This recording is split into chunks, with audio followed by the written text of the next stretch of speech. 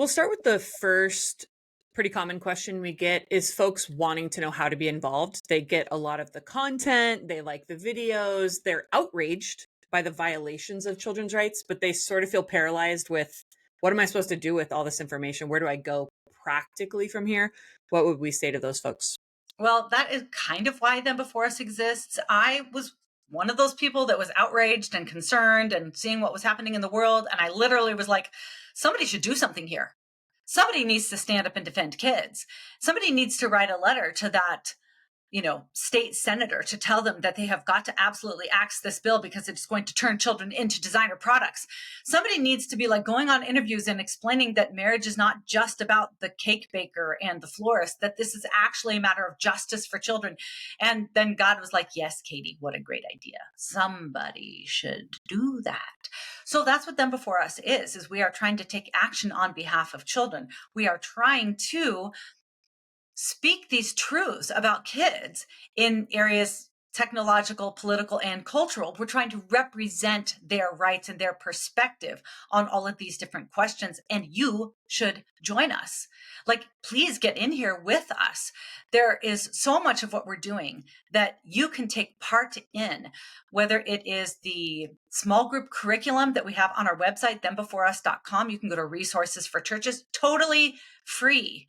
Get some friends together and learn about these issues. You can get one of our 3 books that walks you through a lot of this content. The first one is Them Before Us, Why We Need a Global Children's Rights Movement. It is the handbook with all the stories and studies you need to understand these issues. That's a great resource. If you're a business owner, you're a religious company, go to thembeforeus.com and look at our resources for businesses and corporations. We will tell you how to structure your HR benefits in ways that protect children rather than victimize children.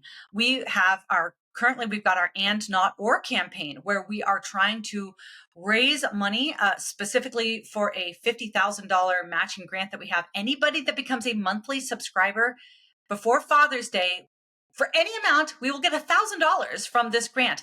And that fuels us for all of the different projects that we have going on, our children's rights database, our effort to continue to attack the Human Rights Campaign, which is one of the most child victimizing organizations that you're going to find, and our documentary. And I'll tell you, we've got some things in the works that are going to flip this nation upside down on behalf of children. So come and join us. We really, really need your participation. We need you to get in on this with us. We also had an advocate of ours. We just hung out with them down when we went to that speaking event down south that is putting up a child commodification info table at Pride at their city. Yeah. I was like, dude, make sure you have like a friend with you. And he got approved for a permit and everything. He's like, but I'm trying to focus on that point, that these are practices that commodify children. So there's people, you can print our fact sheets off the website and go do an info table at different events.